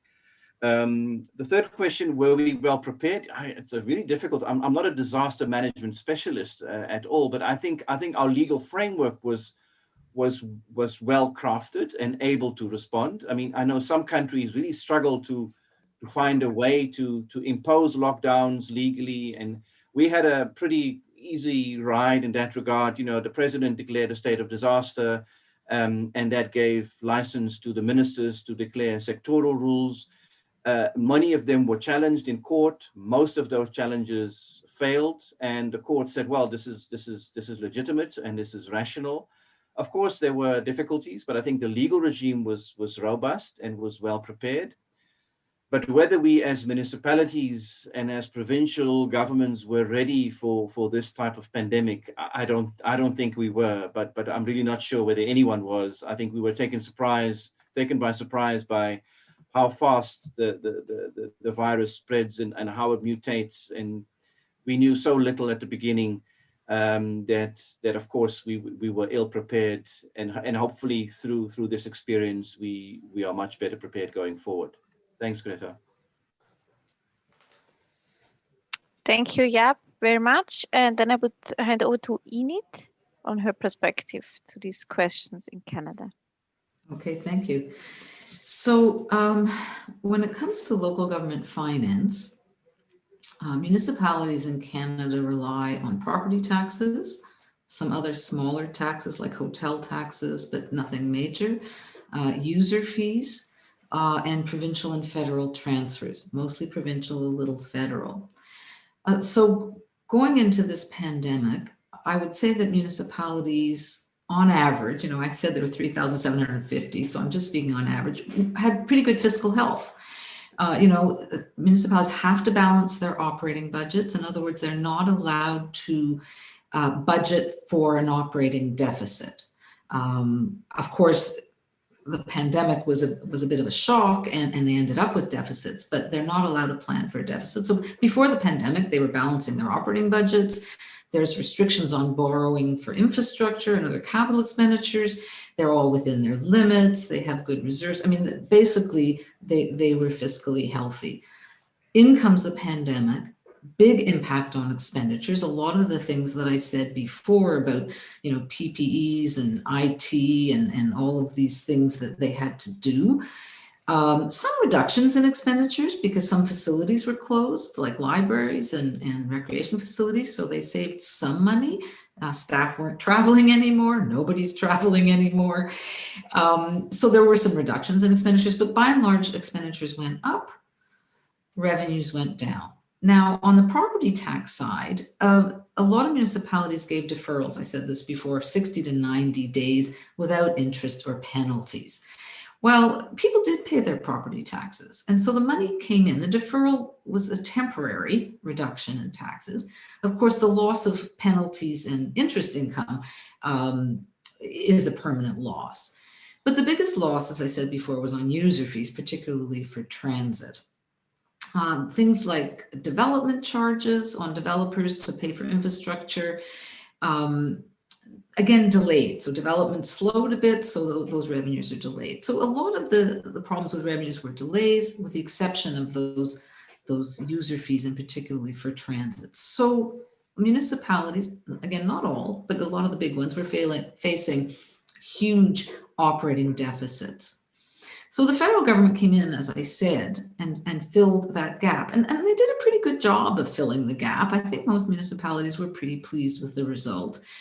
Provinces changed some of the borrowing rules, but of course that just kicks the problem down the road, because when you borrow money, you have to pay it back with property taxes or user fees. And municipalities themselves, cut back on some of their staff. They tried to find some savings. So 2020 worked out, I would say. 2021, big question mark. So the cities now are coming up with their budgets for 2021, and they're still having the revenue problems, especially transit revenues. They still have the increased expenditures, and they are facing gaps. And this funding was one-time funding. So what happens in 2021? And so we don't know the answer to that, but municipalities, again, the larger ones in particular, and tourist municipalities, are facing real problems. And again, they don't have a lot of options, right? They're going into their capital reserves, they're borrowing a little bit more. These are like short-term solutions. They really are going to have to raise taxes or cut expenditures. There's not a lot of options for municipalities. And so the future is more uncertain. And I think also we talk about stimulating the economy, and a lot of that would involve municipalities building new infrastructure. I said most of the public infrastructure in Canada is owned by municipalities. But if municipalities have dipped into their capital reserves and they've postponed investments in infrastructure, how are they going to be part of this recovery?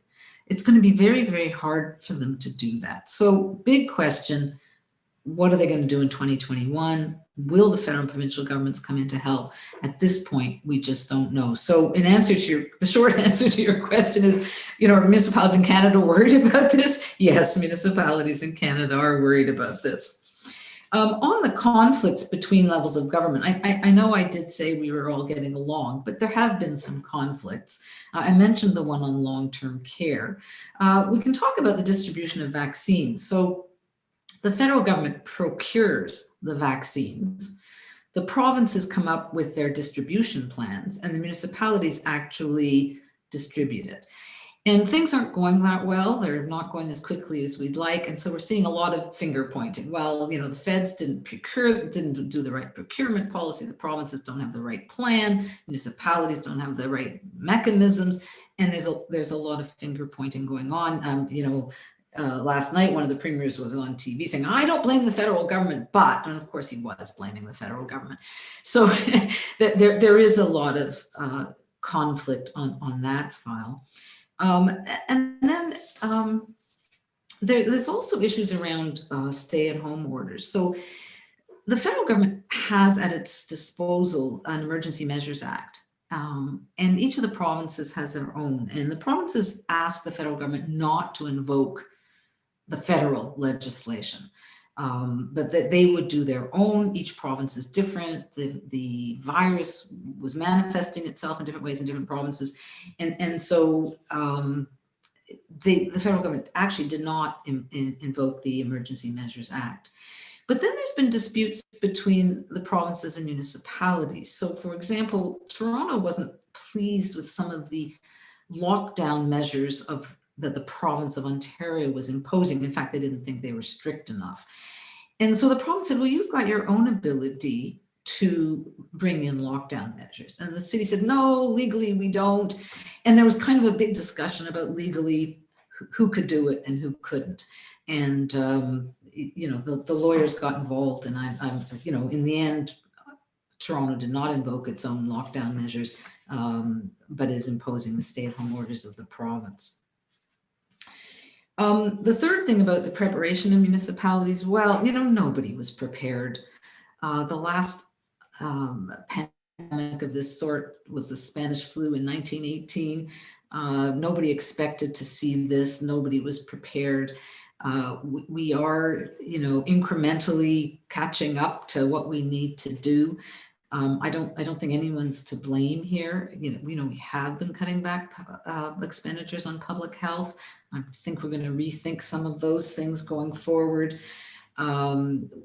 We kind of instituted emergency operations on the fly. I think we'll learn from this experience about how to be better prepared next time. But to say that anyone was prepared for this, I think it would be a false statement. It was only Bill Gates that knew, Enid?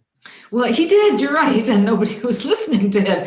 Hindsight is 2020, we should have been listening. I mean, we had an emergency alert system and we got rid of it like in 2018. So, I mean, you know, nobody was expecting this, and except for Bill Gates. Yeah, okay, thank you very much. Mr. Milbradt, what are your insights from Germany? Coming to local finances, I've said there are no real problems concerning tax cuts. Only the value-added tax was, the rate of the value-added tax was reduced for restaurants. But because only 3% of the value-added tax goes to the municipalities, this was no problem for them. Second problem, are we very prepared? No, we were not prepared. And besides, we have a special agency for disaster management, a federal agency, and they had a pandemic plan. It was written in 2015, and they looked at the SARS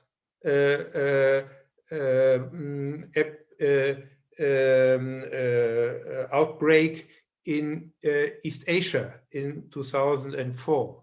That was the roadmap for this disaster scenario. And if you read this report, I would say 75% of the report came true. But nobody looked at this report. And they made a lot of recommendations to improve the system. But they said, well, it will not happen. And therefore, I think it's human that we do not prepare for very bad things. We hope that we have luck in the end. But concerning COVID, we have to acknowledge that pandemic occur and they will occur in the future. And therefore, I think we will do more preparation for the next disaster. Looking at the local level, one of the main problems was contact tracing. Because if you trace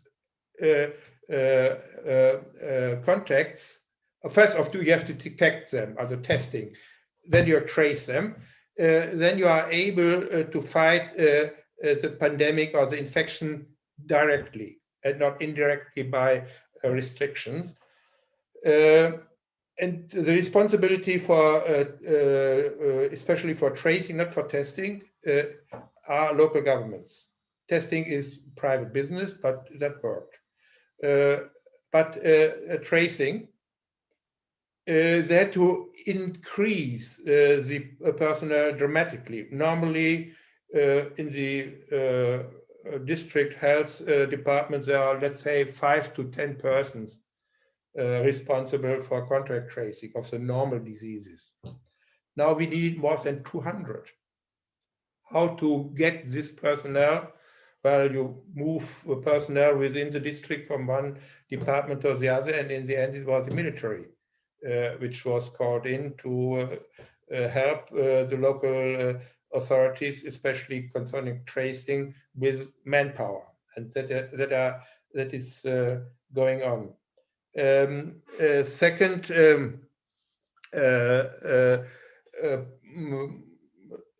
question, or third question, had something to do with the abilities of the levels of government. Of course, the national level, because of its taxing power and his power to raise debt, is the most important in such a disaster situation. And so in the end it worked, especially because Germany had surpluses in the budget over the last 10 years or so, and a lot of reserves. But nevertheless, including all helps to businesses or so, 10% of GDP was the increase in debt last year, and in the current year, I think another 10%. But starting point was 60% of GDP debt rate, rose to 70, and now I would say to 80%. But we are not bankrupt as other countries, or nearly bankrupt like Italy or other European countries. You are now at 150% or plus. So that was our advantage, that money was at hand, and money was spent especially for compensating businesses for restrictions. So, for instance, the restaurants got money, part of their turnover of last year, or of their or the fixed costs were covered. The transport companies got money, first beginning with the airlines, the airports, up to commuting or public transport in metro areas. They all got money, so this problem was solved partly by money, and especially because persons who were hit by the economic consequences of the pandemic were compensated. They were able to agree to these measures and not to make a fierce protest against it. But nevertheless, if this restriction measures will stay on, I think up to Easter, we have to pay. We have paid in spring. We have paid for November. We have paid for December. We have paid for January. Now we are paying for February, and then March and April are the next months where we have to pay for compensating, and then on top of that, for restarting the economy. So we need special incentive programs, especially concerning infrastructure, science, health, and so on, to restart the economy. One problem our health system was not underfunded. So we never reached our capacities. We nearly reached them, but we never overstepped them, because the health system in Germany is very, very well funded. For instance, we have 4 times as many beds for intensive care than our neighbors. So we imported COVID patients from other countries because we were able to. For instance, here in Saxony, patients from the Czech Republic and from Poland were brought to our hospitals because the capacity was there. Okay, thank you. Yeah, I think that's an important difference to also other European countries, which not have such a good financed health system. So I would go for the last round and ask you for very short answers, maybe, so we can manage to do also this other question. One question is to all of you, but please feel free to answer who won't. It's about, we talked about interprovincial cooperation of municipalities. There is a question about the role of local governments located at frontiers. So were there significant cross-border cooperation, so on national borders with in this pandemic, cooperation of services in health systems, for example? And the second question to all is about police power. Has the local government an emergency police power? So can they declare or could they declare a state of necessity or emergency by themselves? This would be for all panelists. Then we have a question just to Jaap de Visser. on intergovernmental relations, and this is I read now, regarding Italy, political scientists have similarly noted that COVID-19 has prompted the national government to take the multi-level conference system a bit more seriously for coordination. And the big question here is that, whether intergovernmental relations on, so it's an impression Jaap used before, intergovernmental relations on steroids, if they are a durable phenomenon, and how would you answer this question concerning South Africa, especially in the view of a possible shake-up of the political landscape in the upcoming local elections? And last but not least, a short question to Professor Slack on indigenous rights, and if they have been involved in the intergovernmental relations discussing the pandemic or this emergency. Thank you. So I would give the floor maybe to Jaap first again. That's fine. Yeah, that's fine. Thanks, Greta. Not much to report on collaboration across frontiers, even though there would have been reason to do so, I think, because for example, we experienced very difficult situations at the border between Zimbabwe and South Africa, where at some point, because of the lockdown measures coinciding with the holiday season, hundreds, if not thousands of people were stuck at the border in Zimbabwe trying to get back to South Africa. So there was a real bottleneck there with very serious consequences in terms of further spread of COVID-19. People literally huddling up in front of the border for days. I think it had more to do also with a lack of coordination between the two countries, Zimbabwe and South Africa, in terms of coordinating their response and their lockdown measures and the timing of things. But yeah, little in the way of municipal collaboration across boundaries. I think that's for long been an underdeveloped scenario here in South Africa and the region. The second question, our municipalities cannot declare a local emergency. They don't have powers to declare a local disaster. They can inform and alert national and provincial authorities and play a role in the declaration of national and provincial disasters, but there's no such thing as a municipal disaster. Our municipal police and also the law enforcement officials that work in municipalities, they work in terms of national regulations. So whatever our national disaster management framework decided police officials could do to enforce the lockdown, that was what municipal officials also worked with. And this went wrong on occasion. And there was a very sad, in fact, horrific tale of a gentleman in Johannesburg who was beaten to death by members of the defense force, accompanied by members of a municipal security force, because he was allegedly drinking alcohol in his own yard, which was perfectly legal, but there was this overkill response, and this is obviously always the difficulty of getting national defense force and the military and the cowboys involved in a public health response.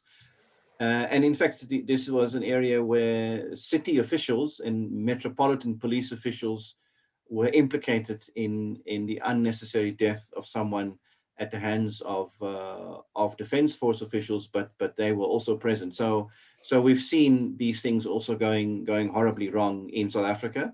But of course, our municipalities and our law enforcement and metro police work in a quite tightly regulated national framework. Thank you, Greta. Thank you. Enid? Thank you. Let me start with your last question first on Indigenous relations. I think one of the questions said something about the Indigenous peoples negotiate directly with the Queen. I don't think so. I think they negotiate with the federal government. The Queen is the titular head of the government. They have been negotiating separately, not part of the federal provincial tables. I think it's important to note that the federal government is responsible for Indigenous peoples on reserves, but a very large portion of the Indigenous population actually lives in cities. And so there's always been a question about, what's the federal role, what's the provincial role, what's the municipal role in that context. It's not my area of research, so I don't want to say more. I don't know if Rupak wants to add anything on Indigenous relations. Okay. Let's see. What was the question about municipal governments invoking emergency powers? So they can do that. Many municipalities have declared a state of emergency to give them additional powers to take actions on public health and security. So to enforce the stay-at-home measures, that sort of thing. Not all of them have done it, but many have. On the frontiers question, of course, Canada has the longest undefended border in the world with the United States. I don't know much about intermunicipal cooperation going on. I mean, there's been a lot of nation-to-nation cooperation. In fact, the border to the US has been closed, except for essential travel. I don't know what that means, because people do travel back and forth across the borders. There's issues around testing and quarantining, but it does, it's really a nation-to-nation thing. I mean, there was one interesting story of, I don't know if you know the geography, but the US is here, Canada's above, and Alaska is up here, and that's a US state, and people were supposedly flying from the US to Alaska, which is not crossing borders, but they were stopping in the province of British Columbia. And local people were getting very upset that Americans who weren't supposed to be there were actually stopping in Canada, perhaps on their way to Alaska. So again, it's not so much a intermunicipal thing, but an international cooperation, and they agree together to keep the borders closed, and they keep extending the dates of how long it's going to be closed. Thank you so much. Mr. Milbradt, on the issue of cross-border cooperation and police emergency. Yeah, thank you very much. The districts can declare a state of emergency for their territory, especially for natural disasters, and under the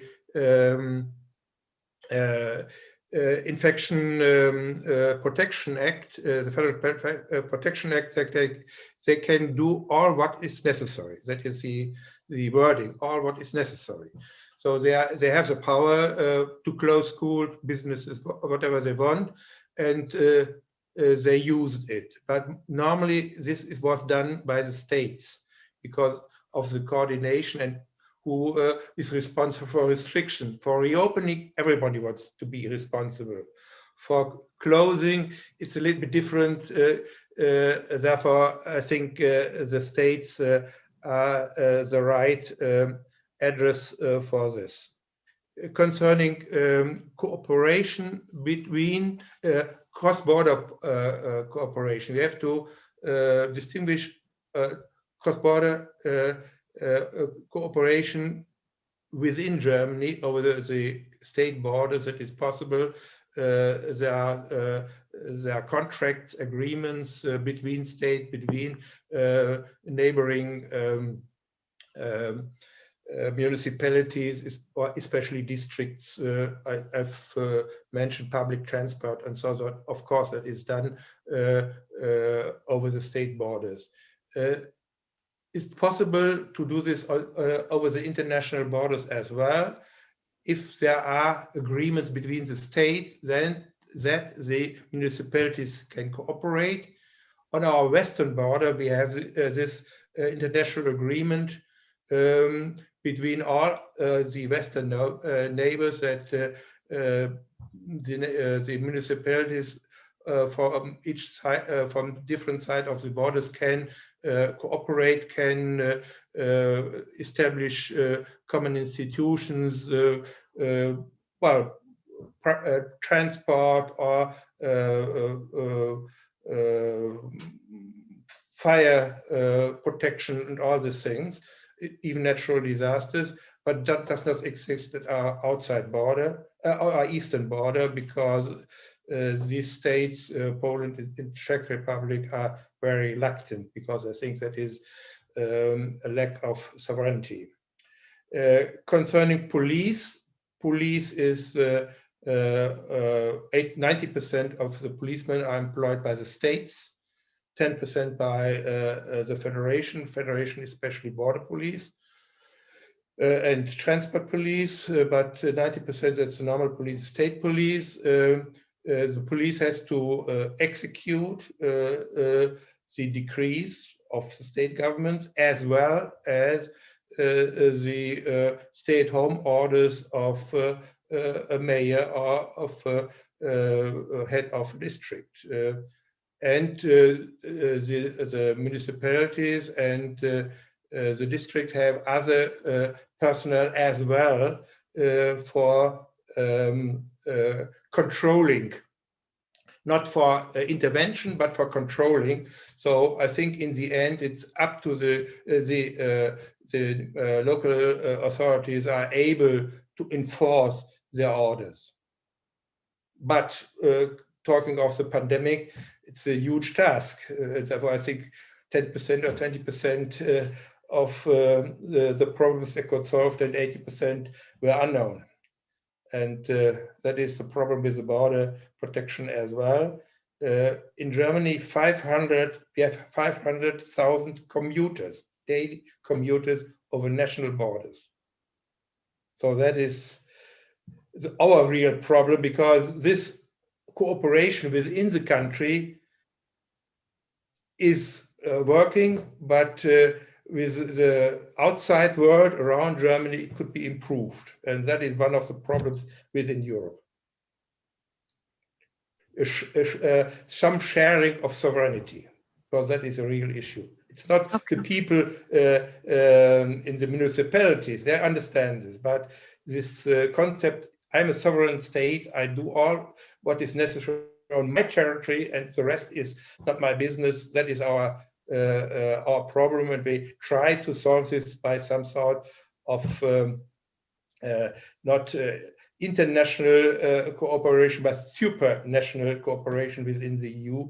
But that is developing, and I think that there will be a discussion after COVID to increase this cooperation, because, for instance, the EU has no competences concerning health, nothing. Okay. But it was necessary to cooperate, especially buying vaccines. And some of our problems came because of the lack of competences on the European level. Thank you very much also for this supranational perspective on the European Union system. Jaap, you wanted to add something? Yes, quickly, just I want to correct my earlier answer. I wasn't entirely correct on the ability of municipalities to declare disasters. They can actually do so legally. In the law, it's provided that they can declare local disaster, and that then would enable them to impose rules such as banning alcohol and regulating the movement of people and evacuating people. So there are those measures in place. Obviously, in this case, it was completely eclipsed by the national disaster that made any other disaster redundant. But they have actually done so in the past, for example, in very localized drought situations, where one or two municipalities in a specific area were particularly hard hit by a drought, and they then declared a local disaster. So I was actually incorrect earlier. It is possible. It doesn't give them any special sort of criminal justice powers, but they can declare a local disaster. So just wanted to set the record straight. Thanks. Thank you very much. Thank you. It's very interesting. So it was good that you mentioned it. Rupak, yes. I mean, I'm not an expert on indigenous governance, but I note that there are a couple of questions on the subject. So just wanted to address that question very briefly, not in detail. Again, I don't know all the details, but the challenge in the scheme of things in Canada is that indigenous governance is actually a federal subject. So it's the federal government which is responsible for the delivery of services through the First Nations communities. In the context of COVID, policies around that have actually been made with respect to the First Nations and Indigenous communities have actually been made by the federal government. And it's only in the recent, if I'm not mistaken, in the last few weeks and even months, some Indigenous communities have reached agreements with provincial governments. I know in BC they have, I'm not sure about Ontario, where they're now sharing information with provincial governments. But this is one of the complexities of the Canadian system. But the Indigenous communities, the First Nations, tend to be resident in some very inhospitable parts of the country, very poor infrastructure. And so the federal government is treating them as a vulnerable population and therefore has prioritized the delivery of healthcare and vaccines and all of that. So I don't know if that answers the questions, but they're not part of the regular scheme of intergovernmental relations in Canada, unfortunately. Okay, thank you very much. Yes, I think we come to an end. So thank you to our panelists. It was really great, a great speaker. It was an honor for us to have you here today. I think we almost discussed 2 hours, so it was really interesting. Thanks to all our participants and their questions. So we heard, I don't also want to content-wise to wrap up because it's not my task, but I think we heard a lot on cooperation, on the importance of intergovernmental relations, on financial challenges, on challenges of municipalities, how to prepare for the future. And so I think we heard also many similarities in the 3 systems in the countries, but also different responses. So of course, based sometimes because also of the different tradition or the different status of local governments. And for me, it was very interesting. Thank you very much for your insights.